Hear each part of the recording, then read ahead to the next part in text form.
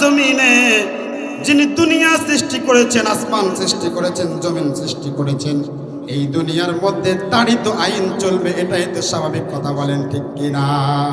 কিন্তু কিছু বাম আর রাম এইটা সহ্য করতে পারে না। শুধু এখন নয়, আজ থেকে নিয়ে 1500 বছর পূর্বে আবু জেহেল, উতবা, সাইবাও চাইতো না। কারণ কি, এই দেশের মধ্যে যখন নাকি আবু জেহেল, উতবা, সাইবা চিন্তা করতে লাগলো মুহাম্মদ যদি দিনের দাওয়াত দিয়ে ফেলে আর মানুষগুলি যদি ইসলাম ধর্ম গ্রহণ করে তাহলে তো আমাদের নেতাগিরি চলে যাবে। এই জন্য আবু জেহেল, উতবা, সাইবা তার মন্ত্রী পরিষদকে সাথে নিয়ে, তার উপদেষ্টাদেরকে নিয়ে বিশ্ব নবী মুহাম্মদ সাল্লাল্লাহু আলাইহি ওয়াসাল্লামকে কারাবন্দী করার জন্য পরামর্শ করলেন। জোরে জোরে বলেন নাউজুবিল্লাহ। নবুয়তের 7ম বছরে এক এক করে 1 বছর, 2 বছর, 3 বছর পার হয়ে গেল। 4র্থ বছর, 5ম বছর, 6ষ্ঠ বছর, এমনি ভাবে 7ম বছরে যখন বিশ্বনবী মুহাম্মদুর রাসূলুল্লাহ সাল্লাল্লাহু আলাইহি ওয়াসাল্লাম দিনের দাওয়াতগুলো দিচ্ছিলেন, ওই সময় আবু জেহেল তার মন্ত্রী পরিষদদেরকে সাথে নিল। সাথে নিয়ে তারা পরামর্শ করল, ও আমার মন্ত্রী পরিষদের সদস্যরা, ভালো করে শোনো, মুহাম্মদ ইবনে আব্দুল্লাহ তাকে আর বাহিরে রাখা যাবে না। কেন রাখা যাবে না?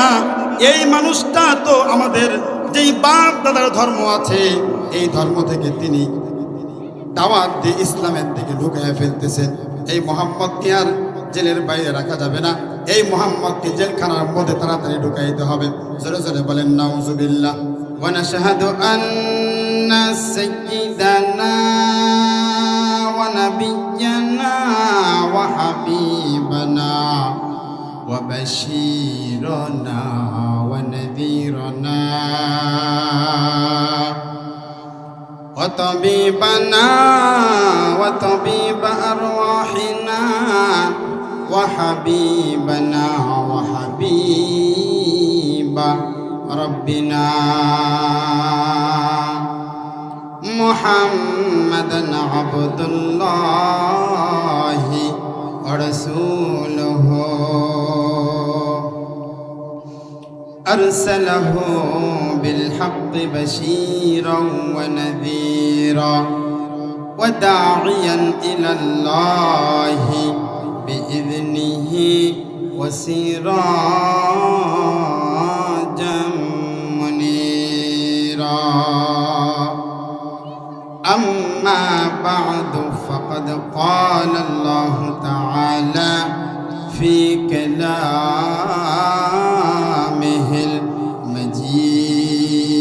المجيد وفي فرقانه الحميد। আমার সাথে সকলে একটু উঁচু আওয়াজে মুহাব্বতে পড়েন, আউযু বিল্লাহি মিনাশ শাইতানির রাজিম। বিসমিল্লাহির রহমানির রহিম।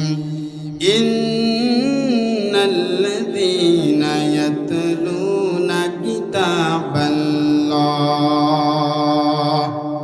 ইলা আখিরিল আয়া ওয়া ক্বালা আল্লাহু তাআলা وَإِذْ يَمْكُرُ بِكَ الَّذِينَ كَفَرُوا لِيُثْبِتُوكَ أَوْ يَقْتُلُوكَ أَوْ يُخْرِجُوكَ وَيَمْكُرُونَ وَيَمْكُرُ اللَّهُ وَاللَّهُ خَيْرُ الْمَاكِرِينَ। إِنَّ اللَّهَ وَمَلَائِكَتَهُ يُصَلُّونَ عَلَى النَّبِيِّ يَا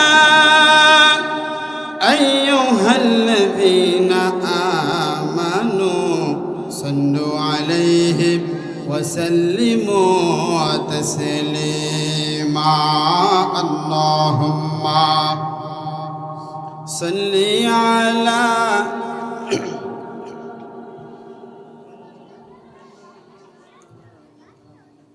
وعلى آل سيدنا شفيعنا محمد محبت ذکر کری لا الہ الا اللہ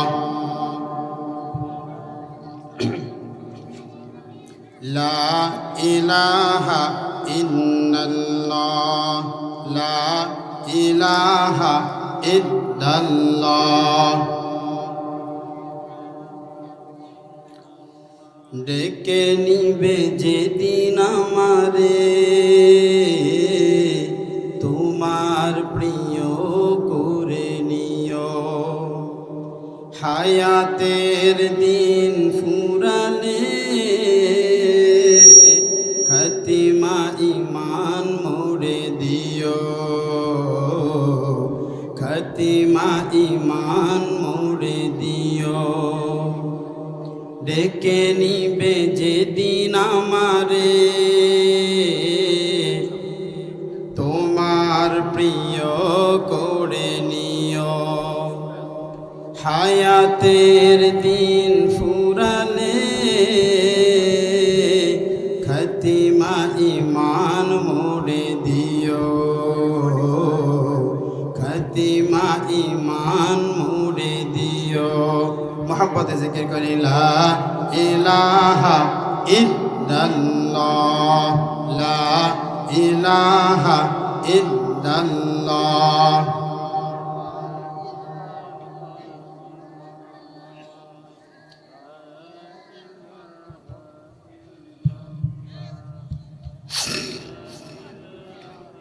ला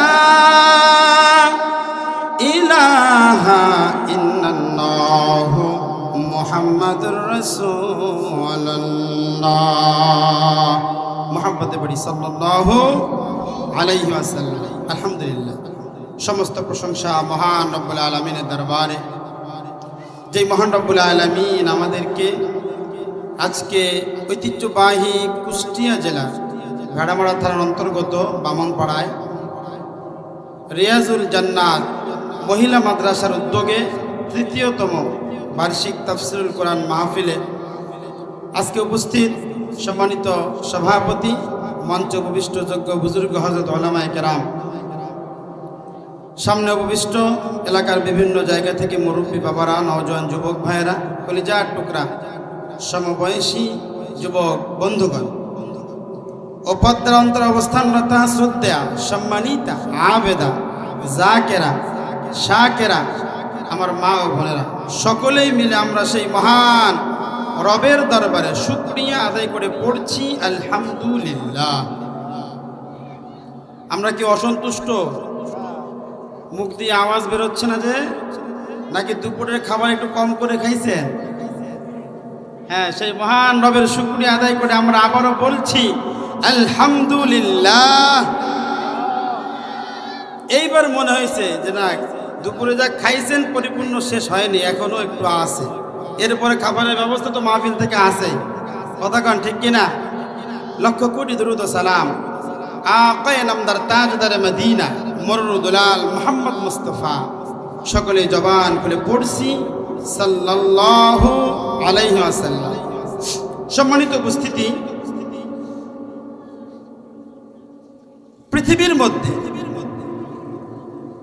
এই সময়টার ভিতরে আল্লাহ রাসূল সাল্লাল্লাহু আলাইহি ওয়াসাল্লাম যতগুলি জায়গাকে জান্নাতের বাগান বলে ঘোষণা দিয়েছেন, তার মধ্যে এটা একটা। সুবহানাল্লাহ বলেন। তার মানে আমরা এখানে যতক্ষণ পর্যন্ত বসে আছি, কোথায় বসে আছি বলেন? জান্নাতের বাগানের ভিতরে বসে আছি। আমি যখন আসতেছিলাম তখন দেখলাম ওই যে দোকানপাট বসছে, ওখানে এর চাইতে 3 গুণ মানুষ। কথা বলেন ঠিক কিনা? এখানে যেই পরিমাণ মানুষ আছে এর চাইতে 3 গুণ আছে ওই জায়গায়। তাহলে আমি ওই জায়গায় যারা আছে তাদেরকে উদ্দেশ্য করে বলছি, অবশ্যই মাইকের আওয়াজ ওই পর্যন্ত যাচ্ছে আমি জানি। আপনাদেরকে উদ্দেশ্য করে বলছি, বাদাম বুটের দোকান সকাল বেলাও পাবেন, যে দোকানপাটগুলো বসছে ওগুলো সকালবেলাও পাবেন, কিন্তু এই জান্নাতের বাগান এখন শেষ হয়ে গেলে আর পাবেন না। কথা বলেন ঠিক না? এই জন্য জান্নাতের বাগানে আসার দরকার আছে কি নাই? কথা বলেন। এই জন্য আমি উদারত আহ্বান জানাবো, যারা এখনো প্যান্ডেলের বাইরে ঘোরাফেরা করছে, জান্নাতের বাগানে বসে পড়েন। বেশি আলোচনা হবে না, আল্লাহর কোরআন এবং হাদিস থেকে সংক্ষিপ্ত কিছু আলোচনা, যারা আমরা বক্তা আছি শেষ করে দেব ইনশাআল্লাহ। আমার পরেও বয়ান করবেন। আপনার পোস্টারে মনে দেখছেন আল্লাহর কুদরতের সৃষ্টি, তাই না? কত ইঞ্চি? 28 ইঞ্চি, তাই না? আমরা দেখার জন্য আসছি, মূলত আমরা তাকে দেখবো না, তার ভিতরে আল্লাহর কোরআন আছে এই জন্য। কথা বলেন ঠিক কিনা? এরকম 26 ইঞ্চি, 28 ইঞ্চি, 20 ইঞ্চি কতই তো প্ল্যাটফর্মে আছে, কথা কয় না কেন? আছে কি নাই? কিন্তু তাদের ভিতরে আল্লাহর কোরআন নাই। কি নাই? কোরআন নাই। এই জন্য এখানে আমরা যারা আসছি কিসের টানে? 28 ইঞ্চির টানে না আল্লাহর কোরআনের টানে? কথা বলেন প্রিয় কুষ্টিয়াবাসী, কিসের টানে? আল্লাহর কোরআনের টানে আমরা এখানে এসেছি, আলহামদুলিল্লাহ বলেন। এই জন্য আমি ভূমিকা বাড়াইতে চাচ্ছি না, এরপরও বাড়াইতে বাধ্য হচ্ছি। কেন? প্যান্ডেলের বাইরে বহুত মানুষ ঘোরাফেরা করছে, এরপরও আমি জানি কুষ্টিয়ার মাটি কোরআনের ঘাঁটি। কথা বলেন ঠিক কিনা? কুষ্টিয়ার মাটি হাদিসের ঘাঁটি, কুষ্টিয়ার মাটি আল্লাহর রসুলের ভক্তদের ঘাঁটি। আমি মনে করি অন্য অন্য জেলায় কি করুক না করুক ওইটা আমরা জানি না, অন্তত এই কুষ্টিয়ার ভিতরে, ভেড়ামারার ভিতরে যদি আল্লাহর কোরআনকে নিয়ে কেউ ব্যঙ্গ করে, আল্লাহর রসুলের হাদিসকে নিয়ে কেউ ব্যঙ্গ করে, যদি আল্লাহকে নিয়ে কেউ কটূক্তি করে, অন্য জেলার মানুষ কি করবে? ও কুষ্টিয়া ভেড়ামারার মানুষ, আমরা জানি না, কিন্তু আমরা এই স্টেজ থেকে ঘোষণা দিতে চাই, আর কিছু যাই করো, আমার আল্লাহকে নিয়ে, রাসূলকে নিয়ে কটূক্তি করলে জিহ্বা থাকবে না। কথা বলেন ঠিক কিনা? কারণ তুমি আমার বাবাকে নিয়ে বলো, আমার কোনো আপত্তি নাই। কথা বলেন ঠিক কিনা? আমার ভাইকে নিয়ে বলো, আমার কোনো আপত্তি নাই। আমার আপত্তি হলো এক জায়গাতে, যে মালিক আমাকে সৃষ্টি করেছেন সেই মালিকের নামে কোনো ব্যঙ্গ করা চলবে না। কথা বলেন ঠিক কিনা? যে রসুলকে না সৃষ্টি করলে আল্লাহ দুনিয়ার কোনো কিছুই সৃষ্টি করতেন না। ও কুষ্টিয়া জেলা ভেড়ামারার মানুষ, আমরা দেখেছি এই দেশের নওজোয়ান যুবকরা নামাজ পড়ে না, রমজান মাসের রোজাও ঠিক মতো রাখে না, দাড়িও ঠিক মতো রাখে না, পাঞ্জাবিও ঠিক মতো পায় না, কিন্তু আল্লাহ রসুল সাল্লাল্লাহু আলাইহি ওয়াসাল্লামকে যখন নাকি ওই শাহবাগ চত্বর থেকে এই দেশের কিছু নাস্তিক মুরতাদ বেঈমানরা আমার রসুলকে নিয়ে কটূক্তি করেছিল, আল্লাহর রসুলের হাদিসকে নিয়ে কটূক্তি করেছিল, আল্লাহকে নিয়ে কটূক্তি করেছিল, এই দেশের তাওহীদি জনতা, মুসলিম জনতা, কে আওয়ামী লীগ করে, কে বিএনপি করে, কে জাতীয় পার্টি করে, কে জাসদ করে, সব ভেদাভেদ ভুলে মাজায় কাপড়ের কাপড় বেঁধে মায়েদের নামে পড়েছিল। আর কিছু চাই বল, রসুলের অপমান সহ্য করব না। এখানে কোনো আপোষ নাই, এর বিচার হবেই হবে ইনশাআল্লাহ। সম্মানিত উপস্থিতি, বয়ানের শুরুতেই আমরা একজন বিশেষ ব্যক্তির জন্য দোয়া করতে চাই। আপনারা জানেন বাংলাদেশের এমন কোনো আলেম নাই যে আলেম বর্তমানে তার জন্য দোয়া করতেছে না। বাংলাদেশে এমন কোনো মানুষ নেই যে তার জন্য দোয়া করে না। তিনি হলেন বাংলাদেশের সাবেক তিনবারের প্রধানমন্ত্রী বেগম খালেদা জিয়া। দল মতের ঊর্ধ্বে তিনি একজন ভালো মানুষ। কথা বলে ঠিক কিনা? তার জন্য আমাদের দোয়া করার দরকার আছে। কারণ শহীদ রাষ্ট্রপতি জিয়াউর রহমান, তার সহধর্মিনী বর্তমানে অসুস্থ, আইসিইউতে ভর্তি আছে। না জানি আল্লাহ কোন সময় তাকে দুনিয়া থেকে ডাক দেয়। তবে একটা কথা বলতে চাই, এমন জীবন করিও কঠোর, মরণে হাসিবে তুমি কাঁদিবে ভুবন। কথা বলেন ঠিক কিনা? এমন জীবন গঠন করতে হবে। আলহামদুলিল্লাহ আমরা দেখেছি তিনি আর ভালো কাজ আলহামদুলিল্লাহ যা করেছে তার প্রতিদান পাবে, কিন্তু আলেম ওলামাদের সাথে তার একটা বন্ধুত্ব ছিল। কথা বলেন ঠিক কিনা? আমরা দেখেছি আলেম ওলামাদেরকে তিনি একজন মা যেরকম ভাবে তার বাচ্চাদেরকে আগলিয়ে রাখতেন, তিনি যখন ক্ষমতায় ছিলেন ওই সময় আলেম ওলামা এবং ইসলামপন্থী মানুষ সহকারে প্রত্যেকটা মানুষ নিরাপদেই ছিল। কথা বলেন ঠিক কিনা? আমরা ওই আল্লাহর বান্দির জন্য দোয়া করি, আল্লাহ পাক রব্বুল আলামিন যেন তাকে পরিপূর্ণ শিফা দান করে। সকলে বলি আমিন। আমার ভাইয়েরা, আমার বন্ধুগণ, গভীর মনোযোগ দিয়ে শ্রবণ করেন। আমি আপনাদের সামনে পবিত্র কুরআনুল কারীম থেকে সূরাতুল আনফালের 30 নম্বর আয়াতে কারিমা তেলাওয়াত করেছি। ভূমিকা অনেক লম্বা হয়ে গেল, ভূমিকার দিকে আর যাব না। আল্লাহ রাব্বুল আলামিন পবিত্র কুরআনুল কারীমের সূরাতুল আনফালের 19 নম্বর আয়াত 30 নম্বর আয়াতে কারিমার মধ্যে বলেন, وَإِذْ يَمْكُرُ بِكَ الَّذِينَ كَفَرُوا لِيُثْبِتُوكَ أَوْ يَقْتُلُوكَ أَوْ يُخْرِجُوكَ وَيَمْكُرُونَ وَيَمْكُرُ اللَّهُ وَاللَّهُ خَيْرُ الْمَاكِرِينَ। আল্লাহু আকবার।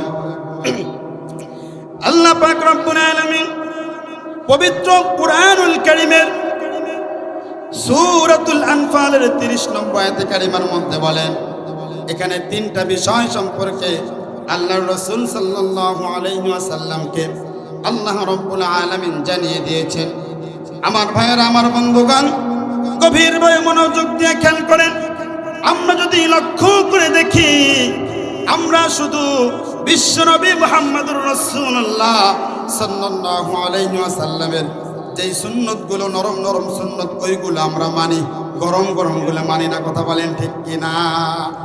যেইগুলো নরম নরম সুন্নত, মিষ্টি খাওয়া সুন্নত, খাবার খাওয়ার পরে যদি মিষ্টি না দেয় সুন্নতি তো পালন হলো না। বলে কি বলে না? বলে না? সুন্নতি পালন হলো না। দাও মিষ্টি দাও। কিন্তু আল্লাহ রাসূল সাল্লাল্লাহু আলাইহি ওয়াসাল্লাম যে দেশ পরিচালনা করেছেন, আলহামদুলিল্লাহ বলবেন না? গরম গরম সুন্নত আসলে ওইগুলোকে এড়িয়ে যায়, নরম নরম যেইগুলো আছে ওইগুলোকে গ্রহণ করে সে প্রকৃতপক্ষে মুসলমান হতে পারে না। কথা বলেন ঠিক কিনা? আমার ভাইয়েরা, আমার বন্ধুগণ, আল্লাহ নবী বিশ্ব নবী মুহাম্মদুর রাসূলুল্লাহ সাল্লাল্লাহু আলাইহি ওয়াসাল্লাম দিনের দাওয়াত দেওয়ার জন্য আবু জেহেল, উতবা, শাইবা তাকে 1 বছর নয়, 2 বছর নয়, 3টা বছর পর্যন্ত কারাগারে আটকিয়ে রেখেছিল। জোরে জোরে বলি নাউজুবিল্লাহ। গভীর ভাবে মনোযোগ দেন, একটু চিন্তা করে দেখেন, যাকে সৃষ্টি না করলে আল্লাহ পাক রব্বুল আলামিন দুনিয়ার কোনো কিছুই সৃষ্টি করতেন না। ও আমার পদ্মা অঞ্চলের মা, ও নওজোয়ান যুবক ভাই, গভীর মনোযোগ দিয়ে শুনেন। সেই যুগের মধ্যে আল্লাহর রাসূল সাল্লাল্লাহু আলাইহি ওয়াসাল্লাম দ্বীনের দাওয়াত দেয়। এই জন্য আবু জেহেল, উতবা, শাইবার সহ্য হয় না। আবু জেহেল, উতবা, শাইবা সকলেই মিলে পরামর্শ করলো, মুহাম্মদকে আর বাহিরে রাখা যাবে না, মুহাম্মদকে দ্রুত জেলখানার মধ্যে ঢুকাইতে হবে। জোরে জোরে বলা যাবে কি নাউজুবিল্লাহ। ও কুষ্টিয়া ভাড়ামারার মানুষ, ভালো করে লক্ষ্য করে দেখেন, যাকে সৃষ্টি না করলে আল্লাহ রাব্বুল আলামিন দুনিয়ার কোনো কিছু সৃষ্টি করতেন না, এমন মানুষটাকে 1 বছর 2 বছর নয়, 3টা বছর শিয়া আবি তালেবের মধ্যে কারাবন্দি করে রেখেছিল আবু জেহেল। জোরে জোরে বলেন নাউজুবিল্লাহ। অন্য কোনো অপরাধ নয়, আল্লাহর জমিনে আল্লাহর দ্বীনকে প্রতিষ্ঠিত করার জন্য আল্লাহর জমিনে যিনি দুনিয়া সৃষ্টি করেছেন, আসমান সৃষ্টি করেছেন, জমিন সৃষ্টি করেছেন, এই দুনিয়ার মধ্যে তারই তো আইন চলবে, এটাই তো স্বাভাবিক। কথা বলেন ঠিক কিনা? কিন্তু কিছু বামাররাম এইটা সহ্য করতে পারে না। শুধু এখন নয়, আজ থেকে নিয়ে 1500 বছর পূর্বে আবু জেহেল, উতবা, শাইবাও চাইতো না। কারণ কি?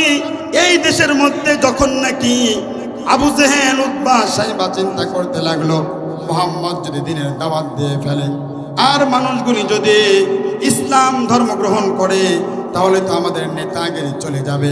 এই জন্য আবু জেহেল উতবা সাইবা তার মন্ত্রী পরিষদকে সাথে নিয়ে তার উপদেষ্টাদেরকে নিয়ে বিশ্ব নবী মুহাম্মদ সাল্লাল্লাহু আলাইহি ওয়াসাল্লামকে কারাবন্দী করার জন্য পরামর্শ করলেন। জোরে জোরে বলেন নাউজুবিল্লাহ।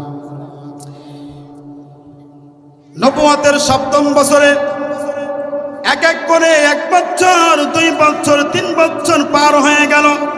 ৪র্থ বছর, ৫ম বছর, ৬ষ্ঠ বছর, এমনি ভাবে ৭ম বছরে যখন বিশ্বনবী মুহাম্মদুর রাসূলুল্লাহ সাল্লাল্লাহু আলাইহি ওয়াসাল্লাম দিনের দাওয়াতগুলো দিচ্ছিলেন, ওই সময় আবু জেহেল তার মন্ত্রী পরিষদদেরকে সাথে নিল। সাথে নিয়ে তারা পরামর্শ করল, ও আমার মন্ত্রী পরিষদের সদস্যরা, ভালো করে শোনো, মুহাম্মদ ইবনে আব্দুল্লাহ তাকে আর বাহিরে রাখা যাবে না। কেন রাখা যাবে না? এই মানুষটা তো আমাদের যেই বাপ দাদার ধর্ম আছে এই ধর্ম থেকে তিনি দাওয়াত দিয়ে ইসলামের দিকে ঢুকিয়ে ফেলতেছেন।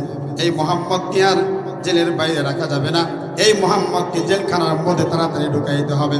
জোরে জোরে বলেন নাউজুবিল্লাহ। আবু জেহেলের মন্ত্রী পরিষদ ছিল মোট ৭ জন সদস্য। কয়জন? কথা বলেন। ৭ জন সদস্য ছিল। আবু জেহেলের উপদেষ্টা ছিল ৩ জন। কয়জন? ভালো করে মনে রাখেন, কাজে লাগবে। তাহলে মন্ত্রী পরিষদ ছিল কয়জন? ৭ জন। আর উপদেষ্টা ছিল কয়জন? ৩ জন। কয়জন? ৩ জন উপদেষ্টা ছিল। তো তাদেরকে নিয়ে প্রথমেই আবু জেহেল চিন্তা করলো যে মুহাম্মদকে যদি জেলখানার মধ্যে আটকাইতে পারি দিনের দাওয়াত আর দিতে পারবে না। এটা তাদের চিন্তা ভাবনা।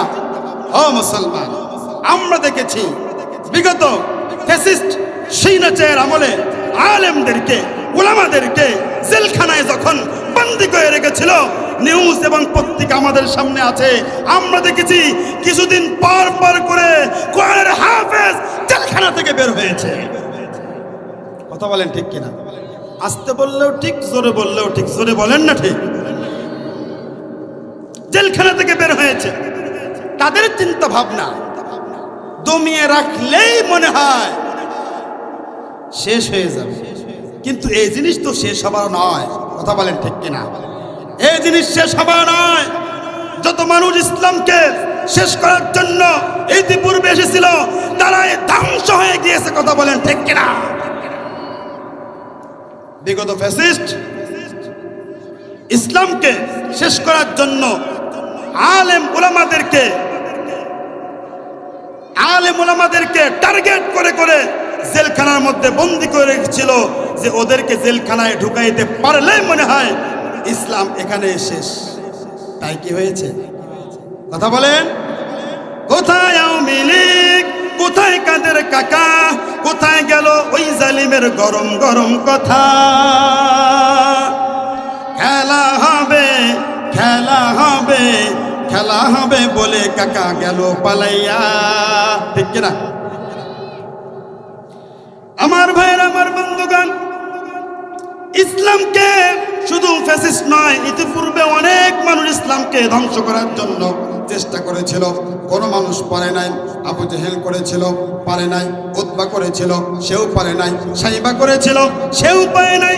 বরঞ্চ আল্লাহ পাক রব্বুল আলামিন তাদেরকে এমনভাবে ধ্বংস করে দিয়েছে, তাদের চিহ্ন আজ পর্যন্ত দুনিয়াতে নাই।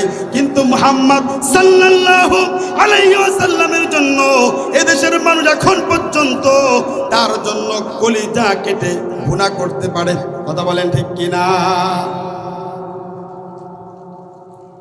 আমার ভাইয়ের, আমার বন্ধুগণ, আবু জেহেল তার মন্ত্রী পরিষদের মধ্যে পরামর্শ করল, মুহাম্মদকে আর বাইরে রাখা যাবে না, তাকে বন্দী করতে হবে। পরামর্শ গ্রান্টেড হয়ে গেল। মুহাম্মদ সাল্লাল্লাহু আলাইহি ওয়াসাল্লামকে শিয়াবে আবি তালিবের মধ্যে বন্দী করল। যদি বলেন নাউজুবিল্লাহ। সদস্য ছিল 53 জন। কতজন?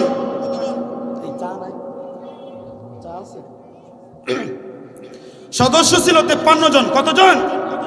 নারী পুরুষ বাচ্চা সব সহকারে 53 জন সদস্য ছিলেন শিআবে আবি তালেবের মধ্যে। আল্লাহ রসুল সাল্লাল্লাহু আলাইহি ওয়াসাল্লাম শিআবে আবি তালেবের কাহিনী যখন বলতেন, বিশ্বনবী মুহাম্মদ সাল্লাল্লাহু আলাইহি ওয়াসাল্লাম চোখের পানিগুলো ছেড়ে দিতেন আর বলতেন, ও আমার সাহাবীরা শোনো, ওই শিআবে আবি তালেবের মধ্যে যতদিন পর্যন্ত আমি এবং আমার সঙ্গীরা আমরা যখন ছিলাম, ওই বাবলা গাছের পাতা আমরা খাইতাম।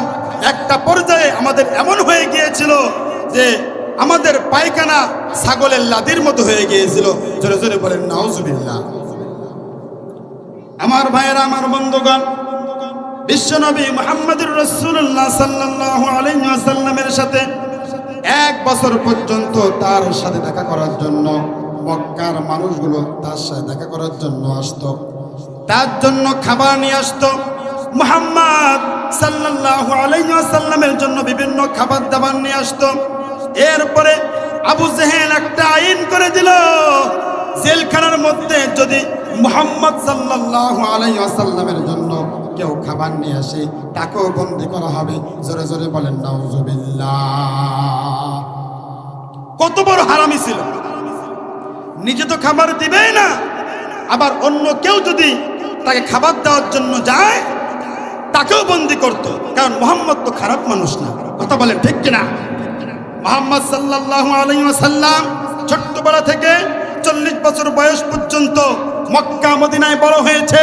কোন মানুষ বলতে পারে নাই মুহাম্মদ ছেলেটা খারাপ ছেলে। প্রত্যেকটা মানুষ ছোট্ট থেকে মুরব্বি পর্যন্ত, বৃদ্ধ আবাল বৃদ্ধ বনিতা প্রত্যেকটা মানুষ বলেছে মুহাম্মদ হলো আলামিন। জোরে বলেন সুবহানাল্লাহ। মুহাম্মদের মতো ভালো ছেলে মক্কার ভিতরে নাই। সেই ভালো ছেলেটাকে আবু জেহেল প্রতিহিংসায় জেলখানার মধ্যে কারাবন্দী করে রেখেছে। তার জন্য খাবার নিয়ে যাইত। যখন 1 বছর হয়ে গেল, আবু জেহেল ঘোষণা দিল যে যারাই খাবার নিয়ে যাবে তাদেরকেও বন্দী করা হবে। জোরে বলেন নাউজুবিল্লাহ। জিকির করি লা ইলাহা ইল্লাল্লাহ।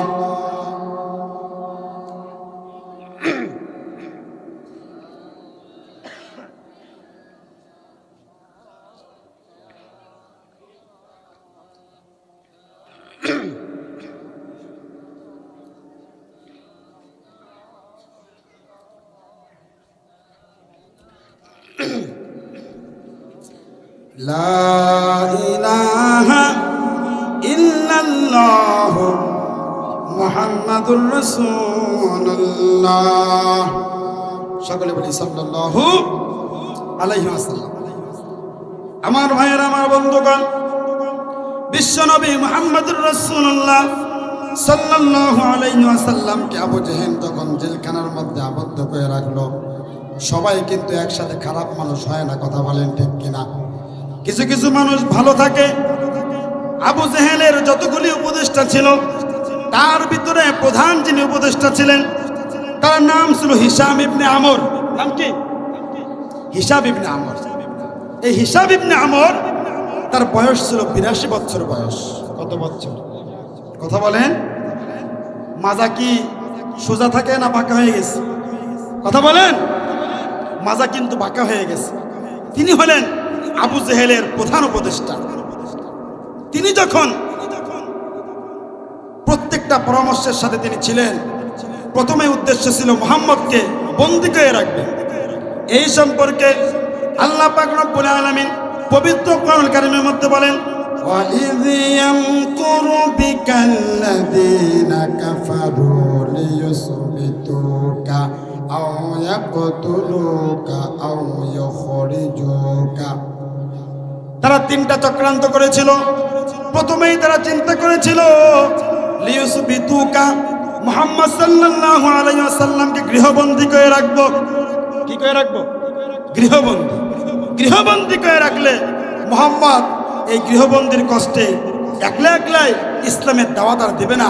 কিন্তু ওই মানুষটাকে কি দমানো যাবে? বলে, যাদের হৃদয়ে আছে আল্লাহর ভয় তারা কভু পথ ভুলে যায় না। ঠিক কিনা? যার ভিতরে আল্লাহর ভয় আছে তাকে শত বাধা দিয়েও তাকে দমানো যাবে না। কথা বলেন ঠিক কিনা? আমরা দেখেছি যে আলেমকে জেলখানায় বন্দি করে ও জেলখানা থেকে বের হয়ে আসে আরো বারুদ হয়ে যায়। কথা বলেন ঠিক কিনা? আগে যদিও দমানো যাইতো, জেলখানা থেকে বের হওয়ার পরে ওই আলেম শোনায় সোহাগা হয়ে যায়। আমার ভাইয়েরা, আমার বন্ধুগণ, এই জন্য লিউসবিতুকা যখন দেখলো তাকে গৃহবন্দী করেও কোনো লাভ হচ্ছে না, ওই সময় আবু জেহেল তার মন্ত্রী পরিষদের মধ্যে আরেকটা আইন পাশ করলো। কি আইন পাশ করলো? সেটা হলো বিশ্বনবী মুহাম্মদ সাল্লাল্লাহু আলাইহি ওয়াসাল্লামকে আও ইয়াকতুলুকা হত্যার পরিকল্পনা করলো। কি করলো? কথা বলেন। হত্যার পরিকল্পনা করলো। আমার ভাইয়েরা, আমার বন্ধুগণ, আমরা বিগত সময়ে দেখেছি বহুত আলেমকে শরীরের মধ্যে পয়জন দিয়ে, বিষ দিয়ে জেলখানার মধ্যে হত্যা করেছে। কথা বলেন ঠিক কিনা? আমার ভাইয়েরা, আমার বন্ধুগণ, যিনি ছিল কোরআনের পাখি, যার হাতে বহুত হিন্দু মুসলমান হয়েছে, আলহামদুলিল্লাহ বলে। আল্লামা সাঈদীকে শেষ পর্যন্ত হাসপাতাল কিলিং এর মাধ্যমে তাকে হত্যা করা হয়েছে। কথা বলেন ঠিক কিনা? এটা আজকের কথা নয়, আজ থেকে 1500 বছর পূর্বের আগের কথা। আবু জেহেল, উতবা, সাইবা আও ইয়াকতুলুকা, এর কোরআনটা একটু মিলান, সূরাতুল আনফালের 30 নম্বর আয়াতটা একটু মিলান, দেখবেন পুরোপুরি মিলে গেছে।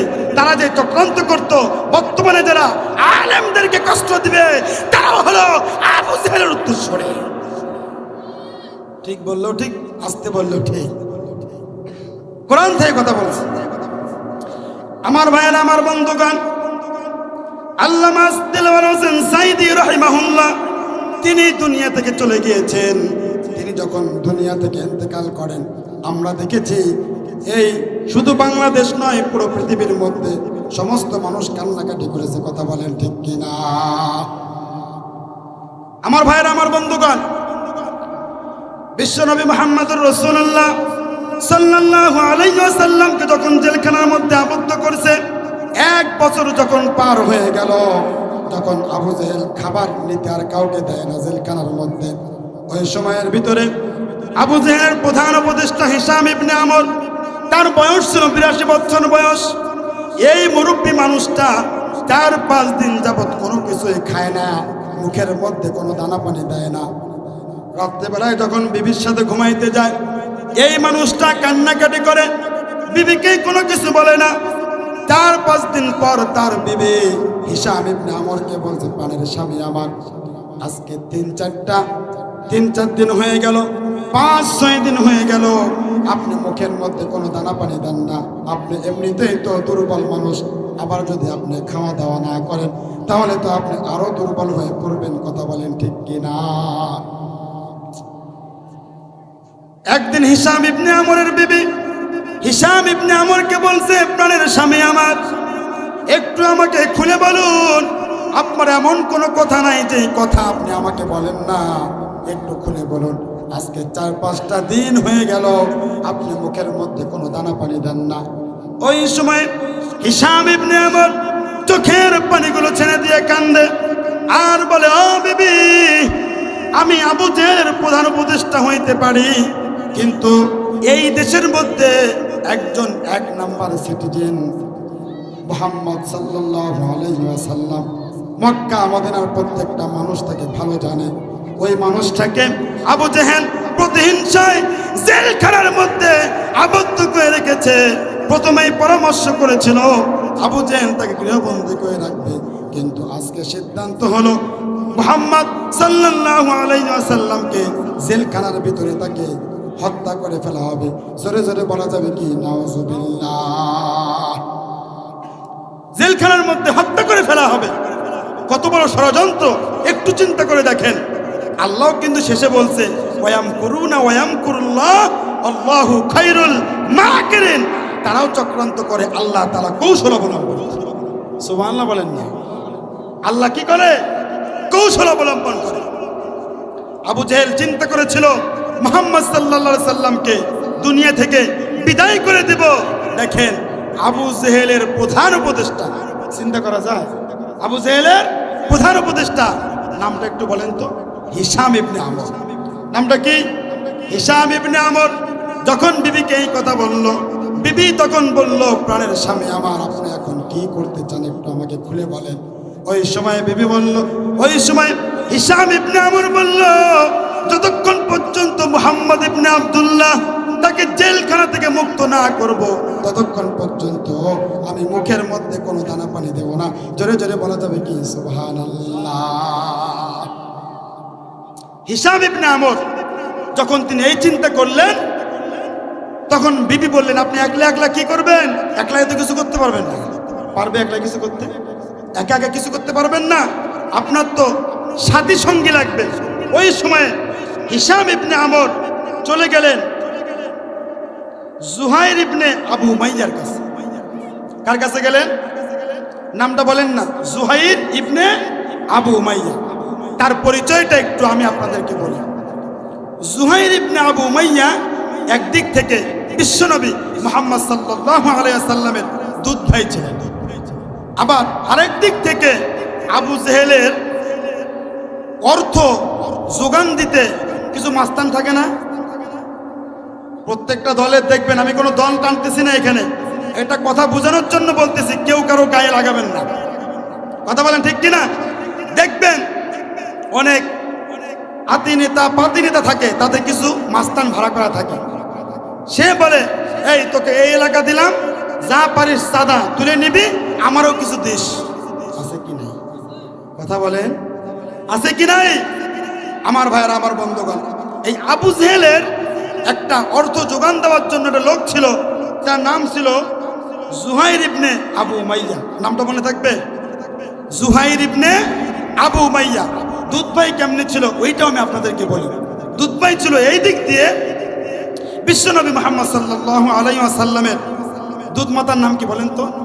হালিমাতুস সাআদিয়া রাদিয়াল্লাহু তাআলা আনহা। এই হালিমাতুস সাআদিয়ার একজন বোন ছিল। ওই বোন একদিন বেড়াইতে আসে হালিমাতুস সাআদিয়ার বাড়িতে। বেড়াইতে আসলে তার একটি সন্তান ছিল, তার নামই ছিল জুহাইর ইবনে আবু উমাইয়া। আমার ভাইয়েরা, আমার বন্ধুগণ, হালিমাতুস সাআদিয়া রাদিয়াল্লাহু তাআলা আনহা অসুস্থ ছিলেন, জ্বরে আক্রান্ত ছিলেন। ওই সময় তার বোনকে বললেন, বোন, মুহাম্মদ ইবনে আব্দুল্লাহ, আমি তাকে অনেক আদর করে নিয়ে আসছি, যদি তাকে ঠিক মতো দুধ পান না করাইতে পারি, এই মুহাম্মদ ইবনে আব্দুল্লাহ তো অসুস্থ হয়ে যাবে। এই জন্যই তো হালিমাতুস সাআদিয়া মানে তার বোন জুহাইর ইবনে উমাইয়ার মাকে বলল, বোন, তুমি আমার সন্তান মুহাম্মদকে একটু দুধ পান করো। জোরে জোরে বলেন সুবহানাল্লাহ। এই হিসেবে জুহাইর ইবনে আবু উমাইয়া বিশ্বনবী মুহাম্মদ সাল্লাল্লাহু আলাইহি সাল্লামের দুধ ভাই। আবার আরেক দিক থেকে ছিলেন আবু জেহেলের অর্থ যোগানদাতা, মাস্তান টাইপের ছিলেন, চোখগুলো ছিল বড় বড়। ওই যুগে যা খাওয়ার খাইতো। কথা বলেন ঠিক কিনা? যা খাইলে চোখ লাল হয়, আর দুনিয়াতে মনে করে আমি মনে হয় এই দেশের প্রেসিডেন্ট। কথা বলেন ঠিক কিনা? ওইগুলোর নাম কি আমি মুখ দিয়ে বলতে চাচ্ছি না, আপনারা ভালো করে জানেন। আমার ভাইয়েরা, আমার বন্ধুগণ, জুহাইর ইবনে আবু উমাইয়া একদিন রাত্রিবেলায় তার বাড়িতে যাবেন। ওই সময়ে তার মা তাকে ডাক দিয়ে বলছে, বাবা, শুনলাম তুই নাকি আবু জেহেলের অর্থ যোগানদাতা, আবার তুই নাকি মাস্তান। আমি যেরকম ভাবে তোকে এক চোখে দেখি, আমি আরেক চোখ দিয়ে বিশ্বনবী মুহাম্মদকে দেখি। জোরে জোরে বলেন সুবহানাল্লাহ। জুহাইরকে ডাক দিয়ে বলো, জুহাইর, যেরকম ভাবে আমি তোমাকে আমার স্তনের দুধ খাওয়াইছি, আবার আমি মুহাম্মদ ইবনে আব্দুল্লাহকেও আমার স্তনের দুধ খাওয়াইছি। মুহাম্মদ কিন্তু তোমার দুধ ভাই হয়। ও জুহাইর, ভালো করে শোনো, তোমার দুধ ভাই আবু জেহেলের প্রতিহিংসার শিকার হয়ে আবু জেহেলের জেলের মধ্যে, মুহাম্মদ আমার আরেক সন্তান জেলখানার মধ্যে আছে। তুমি কি পারো না আমার সেই সন্তানকে জেলখানা থেকে মুক্ত করতে? জোরে জোরে বলা যাবে কি সুবহানাল্লাহ। চিন্তা করছেন আল্লাহ তাআলা কেমনে সব সিস্টেম করতেছে? একটু চিন্তা করে দেখেন। প্রথমে ম্যানেজ হলো কে? আবু জেহেলের প্রধান উপদেষ্টা হিশাম ইবনে আমর। 2 নাম্বার, আবু জেহেলকে যে অর্থ যোগান দেয় মাস্তান জুহাইর ইবনে আমর, তার মা ডাইরেক্ট বলে দিল, তুই যতক্ষণ পর্যন্ত মুহাম্মদকে আবু জেহেলের ওই জেলখানা থেকে মুক্ত না করবি ততক্ষণ পর্যন্ত আমাকে মা বলে ডাকিস না। আল্লাহু আকবার বলেন, আল্লাহু আকবার। শুধু তাই নয়, জুহাইর ইবনে আমরকে বলে দেন, ও জুহাইর, যতক্ষণ পর্যন্ত আমার সন্তান মুহাম্মদকে ওই জেলখানা থেকে মুক্ত না করবি ততক্ষণ পর্যন্ত আমি মারা গেলে আমার কবরটা পর্যন্ত তুই দিতে আসবি না। আল্লাহু আকবার বলে। ওই সময় হিশাম ইবনে আমর চলে গেলেন কার কাছে? হিশাম ইবনে আমর চলে গেলেন জুহাইর ইবনে আমরের কাছে। বলেন সুবহানাল্লাহ। হিশাম ইবনে আমর যখন জুহাইর ইবনে আবু উমাইয়ার কাছে গেলেন, যাবার পরে যখন বলছেন এই কাহিনী, মুহাম্মদকে তো মুক্ত করতে হবে, জুহাইর ইবনে আমর বলতেছে, আমার মা আমাকে আলটিমেটাম দিয়েছে, যতক্ষণ পর্যন্ত মুহাম্মদকে জেলখানা থেকে মুক্ত না করব ততক্ষণ পর্যন্ত আমি যেন আমার মাকে মা বলে ডাকবো। কাহিনী কি ঘটছে দেখছেন? আমার ভাইয়েরা, আমার বন্ধুগণ, গভীর মনোযোগ দিয়ে শোনেন। দুইজন ব্যক্তি যখন এক জায়গায় হয়ে গেলেন, দুইজন ব্যক্তি তো আর জেলখানা থেকে মুহাম্মদ সাল্লাল্লাহু আলাইহি ওয়াসাল্লামকে মুক্ত করতে পারবেন না। ওই সময় তারা দুইজন চলে গেলেন একজন ব্যক্তির কাছে। তার নাম হলো মুতঈম ইবনে আদ ইবনে হাতিম তাই। ওই ব্যক্তির সন্তান ছিল, বয়স ছিল 3 বছর বয়স। কত বছর বয়স? 3 বছর বয়স ছিল। মুতঈম ইবনে আদ ইবনে হাতিম তাই, তার বয়স ছিল, ওই ব্যক্তির সন্তান ছিল, ওই সন্তানের বয়স ছিল 3 বছর বয়স। কয় বছর? 3 বছর। তো ওই ব্যক্তি আবু জেহেলের বডিগার্ড ছিল। কি ছিল? বডিগার্ড। ও ভাড়া মারার মুসলমান, গভীর মনোযোগ দিয়ে শ্রবণ করেন। মুতঈম ইবনে আদ ইবনে হাতিম তাই যখন একদিন বাড়িতে গেলেন, বাড়িতে যাওয়ার পরে এর আগের কাহিনী, ওই 3 বছরের ছোট্ট সন্তানটি, তার একটা অলৌকিক কাহিনী আছে, ওইটা আপনাদেরকে বলি। ওই বাচ্চাটি যখন ছোট ছিল, বিশ্ব নবী মুহাম্মদুর রাসূলুল্লাহ সাল্লাল্লাহু আলাইহি ওয়াসাল্লাম তখন জেলখানার বাইরে ছিলেন। ওই সময়ে মুতঈম ইবনে আদ ইবনে হাতিম তায়ের ছোট্ট সন্তান দুনিয়াতে ভূমিষ্ঠ হয়। মুহাম্মদ সাল্লাল্লাহু আলাইহি ওয়াসাল্লামকে প্রত্যেকটা মানুষের যখন সন্তান হতো, মুহাম্মদ সাল্লাল্লাহু আলাইহি ওয়াসাল্লাম একজন ভালো মানুষ হিসেবে তাকে ডাক দিয়ে নিয়ে প্রথম যে খাবারটা আছে ওই খাবারটা খাওয়াইতেন। জোরে জোরে বলা যাবে কি সুবহানাল্লাহ। তো মুতঈম ইবনে আদ ইবনে হাতিম তাই তার ছোট্ট বাচ্চাটিকে আল্লাহর রাসূল সাল্লাল্লাহু আলাইহি ওয়াসাল্লাম মুখের লালা মোবারক দিয়ে তার মুখের মধ্যে দিলেন। জোরে বলেন সুবহানাল্লাহ। যখন দিলেন, এই ছোট্ট বাচ্চাটি মুখ দিয়ে যা বলে তাই হয়। সুবহানাল্লাহ বলেন। বাচ্চারা যখন একসাথে খেলে, খেলতে খেলতে যখন বলে এখন আসমান থেকে বৃষ্টি হবে, বিশ্বনবীর লালা মোবারক তার মুখে লাগার কারণে এই ছোট্ট বাচ্চাটি যা বলে তাই হয়। জোরে বলেন সুবহানাল্লাহ। আমার ভাইয়েরা, আমার বন্ধুগণ, গভীর মনোযোগ দিয়ে শ্রবণ করেন। এই ছোট্ট বাচ্চাটি যখন খেলাধুলা করে বাচ্চাদের সাথে, খেলাধুলা করা অবস্থায় অন্য বাচ্চারা তাকে বলে, ও বাচ্চা শোনো, তোমার মুখের মধ্যে বিশ্ব নবী মুহাম্মদুর রাসূলুল্লাহ সাল্লাল্লাহু আলাইহি ওয়াসাল্লাম লালা মোবারক দিয়েছেন, এই কারণেই তো তুমি যা বলো তাই হয়। তুমি কি ভালো করে জানো ওই ছোট্ট বাচ্চাটি আবু জেহেলের জেলখানার মধ্যে আবদ্ধ আছে? ছোট্ট বাচ্চাই রাত্রেবেলায় আসলেন। বাচ্চাদের অভ্যাস হলো ছোট্ট বাচ্চারা আমার গলা ধরে শোয়ে। কথা বলেন ঠিক কিনা?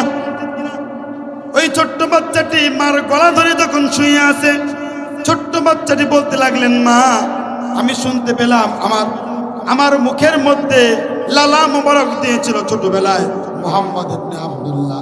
শুনতে পাইলাম ওই ব্যক্তিটা আবু জেহেলের জেলখানার মধ্যে আবদ্ধ আছে। তবে মা ভালো করে শোনো, যতক্ষণ পর্যন্ত মুহাম্মদ ইবনে আব্দুল্লাহকে জেলখানা থেকে মুক্ত না করা হবে, ও মা ভালো করে শোনো, আমি জানতে পেরেছি আমার বাবা হলো আবু জেহেলের বডিগার্ড। কি গার্ড? বডিগার্ড। আমার বাবার একটা ক্ষমতা আছে, তবে মুহাম্মদ ইবনে আব্দুল্লাহকে জেলখানা থেকে মুক্ত না করলে আমি কিন্তু দুনিয়া থেকে চলে যাব, মারা যাব। আল্লাহু আকবার। যখন ছোট্ট বাচ্চাটি এই কথা বললেন, বলার পরে মাও টেনশনে পড়ে গেল। মা চিন্তা করতেছে এই বাচ্চা মুখ দিয়ে যা বলে তাই তো হয়, মুখ দিয়ে যা বলে তাই তো হয়। সর্বনাশ। যখন রাত্রেবেলায় মুতঈম ইবনে আদ ইবনে হাতিম তাই যখন বাড়িতে আসলেন, বাড়িতে আসার পরে ম্যাডাম তার সাথে আর কথা বলে না। কি বলে না? ম্যাডাম কথা বলে না। চিন্তা করতে সারাদিন কষ্ট করে আসলাম, ম্যাডাম দেখি এখন আমার সাথে কথা বলে না, ব্যাপার কি? ডাক দেয়, কোনো কথার উত্তর দেয় না। ওই সময় বলতেছে ভালো মন্দ কি একটু বলবা তো আমারে, একটু বলো কি হয়েছে। ওই সময় বলছে ঘটনা এরকম এরকম, তাড়াতাড়ি মোহাম্মদ ইবনে আব্দুল্লাহকে জেলখানা থেকে মুক্ত করো, না হলে কিন্তু আমার সন্তান দুনিয়া থেকে ডেড। কারণ এই সন্তান মুখ দিয়ে যা বলে তাই হয়। সুবহানাল্লাহ। আমার ভাইয়েরা, আমার বন্ধুগণ, প্রথমে আসলো হিশাম ইবনে আমর, আবু জেহেলের প্রধান উপদেষ্টা। 2 নম্বরে হলো জুহাইর ইবনে আবু মাইয়া। 3 নম্বরে হলো মুতঈম ইবনে আদ ইবনে হাতিম তাই। আবু জেহেলের প্রধান উপদেষ্টা হিশাম ইবনে আমর এবং জুহাইর ইবনে আবু মাইয়া, এই মুতঈম ইবনে আদ ইবনে হাতিম তাই তার বাড়িতে আসলেন গভীর রজনী। ওই সময় দরজায় টাক দেয়, ডাক দিয়ে দেয় সর্বনাশ, আবু জেহেলের প্রধান উপদেষ্টা এবং যে মাস্তান সে আমার বাড়িতে চলে আসছে। বলতেছে ভাই কি কাহিনী একটু খুলে বলো।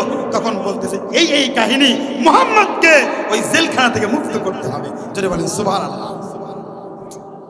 আমার ভাইয়েরা, আমার বন্ধুগণ, গভীর মনোযোগ দিয়ে শ্রবণ করেন। একটু চিন্তা করে দেখেন, আবু জেহেল তো ছিল খারাপ মানুষ। ওই মানুষগুলোর সাথে যারা চলাফেরা করতো তাদের ভিতরেও কি পরিমাণ সুদয় বুদ্ধির উদয় হয়েছিল, কথা বলেন ঠিক কিনা? কিন্তু দুঃখের বিষয় হলো সত্যি যে ফ্যাসিস্ট স্বৈরাচারের আমলে হাজার হাজার আলেমদেরকে জেলখানার মধ্যে বন্দী করে রেখেছিল। আমার কথা হলো যারা ফ্যাসিস্ট তার সাথে ছিল, তাদের সাথে কি একজন মানুষ এরকম ভালো মানুষ ছিল না? হায় রে, যুগের আলেম ওলামাদেরকে যাদের ভিতরে আল্লাহর কোরআন আছে, রসুলের হাদিস আছে, ওই মানুষগুলোকে জেলখানায় কষ্ট দেওয়া যাবে না, এই চিন্তাটা কি একজন মানুষের মাথাও আসে নাই? কিন্তু আমার ভাইয়েরা, আমার বন্ধুগণ, আমি আপনাদেরকে বলতে চাই, যখন নাকি অত্যাচার জুলুম যখন নাকি একদম সীমা অতিক্রম করেছে, ওই সময়ে এই শাহজালালের পুণ্যভূমিতে, ওলিয়া উলিয়ার পুণ্যভূমিতে ফ্যাসিস্ট হাসিনা যখন এই দেশে আলেমদেরকে, উলামাদেরকে এবং সাধারণ মানুষদেরকে তার মতের বিরুদ্ধে গেলে গুম করে ফেলতো। কথা বলেন ঠিক কিনা? আমার ভাইয়েরা, আমার বন্ধুগণ, আমি আলোচনা শেষ করে দেব। আমি আপনাদের সামনে যে আলোচনা করতেছিলাম সূরাতুল আনফালের 30 নম্বর আয়াত নিয়ে, আবু জেহেল, উতবা, সাইবা তারা চিন্তা করেছিল মুহাম্মদ সাল্লাল্লাহু আলাইহি ওয়াসাল্লামকে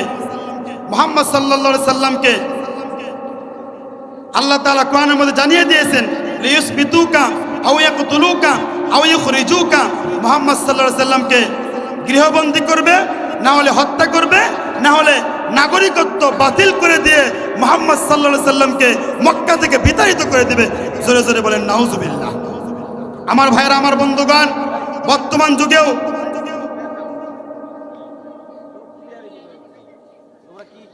যুগেও আমরা দেখেছি যারা কোরআন থেকে কথা বলে এবং হাদিস থেকে কথা বলে, এমন আলেমগুলোকে আমার ভাইয়েরা, আমার বন্ধুগণ, বিগত ফ্যাসিস্ট তাদেরকে গুম, হত্যা, এমনকি নাগরিকত্ব বাতিল করে দিয়ে মিজানুর রহমান আজহারিকে পর্যন্ত বিদেশে পাঠিয়ে দিয়েছিল। কথা বলেন ঠিক কিনা? কোনো অপরাধ নাই, কোরআন থেকে কথা বলতো। আমার ভাইরা, আমার বন্ধুগণ, এই যে আমার পাশে সারা বাংলাদেশে আমরা আলোচনা করি, তো আমার এই প্রিয় ভাইটাকেও এই কোরআন থেকে কথা বলার জন্য উত্তরবঙ্গের এক মাহফিলে এই বিগত ফ্যাসিস্ট হত্যার পরিকল্পনা করেছিল। যারা বলেন নাউজুবিল্লাহ। এটা বিগত দিন থেকে, বিগত আমল থেকে এই পরিকল্পনা চলতেছে। তো বর্তমান যুগে যারা আলেমদেরকে হত্যা, গুম, খুন করতেছে, তারা কখনো মুসলমানের সন্তান হতে পারে না। কথা বলেন ঠিক কিনা? আমার ভাইরা, আমার বন্ধুগণ, আমার আলোচনা আমি এখানে শেষ করে দিব। সকলে ভালো থাকবেন। অসমাপ্ত আলোচনা এখানে শেষ করতেছি। আসসালামু আলাইকুম ওয়া রাহমাতুল্লাহি ওয়া বারাকাতুহু।